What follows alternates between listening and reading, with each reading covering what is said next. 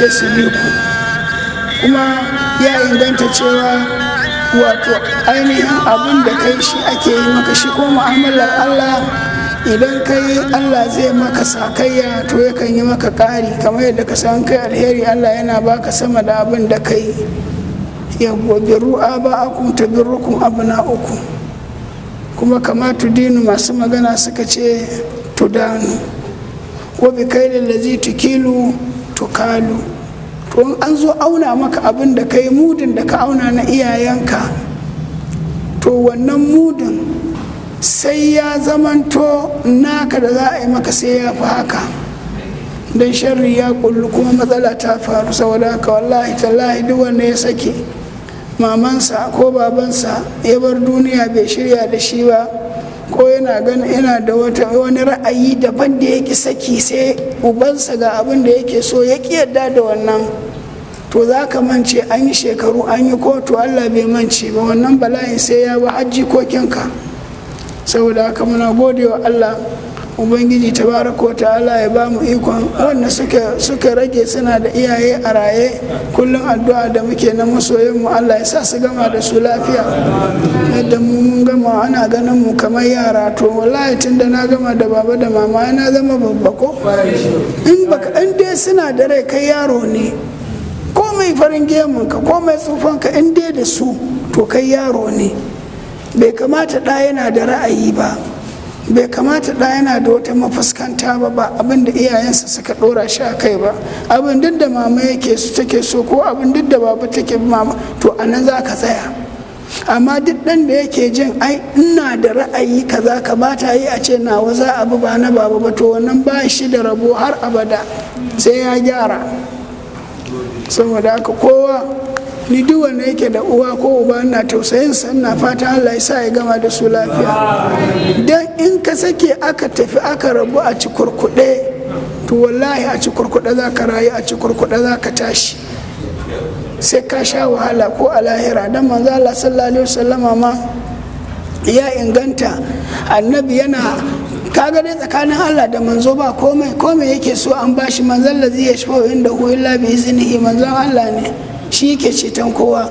To amma ceton masu saba wa iyaye yana daga cikin abin da yake ko zai wahalar da ma'aiki a lahira. Kaga manzo dai bai da wahala a tsakaninsa da Allah ko, amma sai Allah ya ba mu surar abun da wahala ta manzon Allah. Zai je ya shiga aljanna sai ya haƙura ma ya kyale su, manzon Allah saboda rahamarsa, dan shi kadai ne yake da hususiya ya shiga aljanna ya fito, banda annabi ba mai shiga ya fito. Yanzu kai ka shiga aljanna a ce ga ta rigima ana za ka fito da aka shiga sai manzon Allah to ya inganta zai shiga ya fito saboda ceton masu saba wa iyaye, sai ya shiga sau 60 yana fitowa saboda rahmaniya muhammadiya ya kasa haƙura. Kuma duk wanda ka ganshi cikin tsiya bai bi iyaye ba ne, ba ka da jalabi da zai baka dama a rayuwa ka ji ka maya wallahi kamar bin uwa da uba. Wannan duk ya sake don wadata ko don isa ko don bakin rai ko don iskanci da wulakanci ya ki yarda ya bi iyayensa ya kyautata musu har suka bar duniya, to wallahi sai dai ya gane arziki.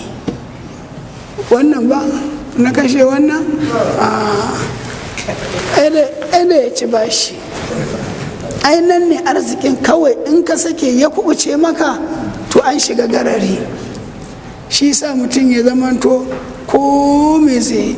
Mun ga hadisin da manzo Allah sallallahu alaihi wasallama wanda ya zo ya ce da manzo Allah a Madina a shekara ta 9 ya ce yayi haji da babansa, yayi haji da mamansa, kowace da ita da baban da maman sun tsufa ba sa iya motsawa kan komai, ba sa iya komai, shi yake musu duk abin da ake a haji. Kowa da ya ji haji ya san dawafi na ifada, ya san dawafi, ya san sa'ayi, ya san tafiya, duk wannan wahalar shi yake musu. In ya kai wannan yayi da ita ya dawo ya dau wannan ya ba su dan ruwa ya musu wannan, haka yake shekara da shekaru har suka koma ga Allah. Ya gaya manzon Allah komai, ya ce ya Rasulullahi na biya su haƙƙin su.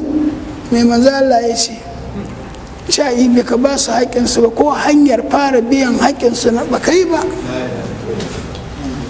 Saboda haka duk wannan Allah ya taimaka, duk wannan Allah ya taimaka ya tsaya kyautata wa iyayensa, kuma su ne dole fa. Duk wani bayansu bulgati majalisin ne, kuma duk wanda zai ja ka yi hulɗa da kai ba zai ce ka bi iyayenka ba, shaidani ne, ka rabu da shi. Ba wani wanda za ka bi, ba wani wanda za ka yi wa abin da ya kamata ya zama wajibi gare. Da albarkacin su iyaye ne shehunai da shugabannin mutane suke samun mutanen kirki, su ma su zama sun bi su, sun kuma samun wata albarka akan wata. Saboda mu kaga mu karatun da muke yi muna abin nan dai abubuwa a dandake yawwa, kan mutum ya je ya dinga tunanin, kuma shi wanda bai bi iyaye ba shi yana sana bai bin ba, amma baya yarda bai bi ba. Duk abin da za a yi ca zai aisu suka yi biyayya. Shi sa Hajiya ta ce da mu abu uku idan mutum ya kan ma ya ba da labari ya yi, ba a ma faɗa, ba a ba da labari, abin ne yake ba da labarin da kansa. Ɗan da iyaye uwa ko uba ko uwa da uba, labarin na bi kan ma ka faɗa za a gani. In dai an bi iyaye in ka kalli da za ka gani. Sannan macen da ta bi miji ta yi biyayya ga miji har miji ya yarda da ita, kan ma ta ba da labari cewa wai na bi mai gida, ki shiru, za a gani ne, gani ake a fili abin yake. Ko muridin da ya bi shehinsa don Allah ya kyautata, ba ha'inci ba munafunci, babu abin da duk muridai waɗanda suke algungumai suke yi, kai ka zama muridi sadiki ka bi, to kai ma kakka ba da labari. Hajiya ta ce za a gani. Saboda haka da jalabi da dafa'i na ɗa wallahi suna wajen iyaye, in ka bi su ka samu, in baka bi su ba ka rasa. Allah ka kiyaye mu. Wannan mulahaza ce don abubuwa da yawa sukan zamanto garari ga rayuwa, kuma a zo a rasa su. Wani ma ya ce ya yaye kuɗi ya kasa, ko sa hannu ne, a sa kafa ne. Ya kai ka tuna, ya kai da mama da tana da rai, ya kake wa baba. In kuma yanzu baban na nan ko maman na nan, gardamar da kake yi da abin da kake, abin da kaga dama ka gyara, ka gani yadda Allah zai gyara lamarinka. Shi tawwabu ne Allah, kuma rahimu ne, kana gyarawa komai sai ya canja. Saboda haka akan haka ya kamata mu ɗora 'ya'yayenmu, akan haka ya kamata 'ya'yayen al'umma da suke tare da mu ɗora su ku yi biyayya. Wallahi Hajiya ta kan zaunar da mu ta ce da zifi ku bi mu, haka ta kan ce. Kakai mamaki bin da za ku yi mana ɗan taƙi ne kaɗan, kwana nawa ne za ku gama kun yi bin, amma abin da za ku zo ku ci na wannan bin ba ku ba, abin da za ku haifa har ƙarshen rayuwa, har ƙarshen 'ya'ya sai sun ci wannan. Shi falalar abin ba ta da iyaka. Saboda haka Allah ya ba mu dacewa, kuma kowa da iyayensa muna roƙon Allah ko gun wazifa kullum sai mun yi addu'a. Duk wani wanda yake da iyaye a 'yan halara mata ne ko iyaye baba maza ne ko uwa da uba suna nan, Allah tabaraka wa ta'ala duk ya bada muwafaka kowa ya rayu lafiya da su. Ka dai tabbatar kai ba komai bane in kana da uwa ko uba, ba ka da tunani, ba ka da hankali, ba dama sai ka tuɓe da shehi da iyaye da miji, ai sai an yi zigidir ake samun yardar su.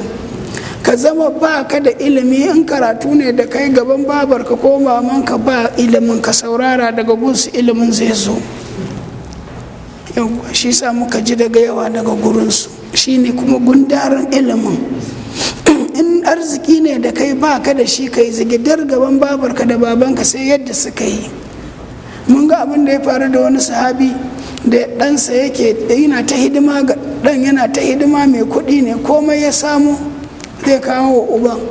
In ya kawo uban ya karɓa ya ce ka je ka ƙaro, ka kawo kaza, ina so zan yi kaza da shi. Ɗan nan bai taɓa nuna damuwa ba, kullum sai abin nan ya ishe shi, ka san zuciya. Kuma in Allah ya so ya shiri ba, sai ya tashi tun da sahabbai ne, sai je gaya manzon Allah ya ce yana so babansa ga yadda suke da shi, duk abin da yake so in ne masa, amma ban ga yana godewa ba, sai dai ya ce in ƙaro kaza, kullum dukiyata in bashi, kullum in ce ƙaro, har ma ya dinga karɓar dukiyata yana rabarwa da wasu. Ya Rasulallah, ina kawo ƙararsa, mai manzo Allah ya ce da shi. Ai sai da annabi ya matsawa, annabi ya ce an tawa maluka da abika, da kai da dukiyar duk na babanka ne, haka in ya bayar ka bayu.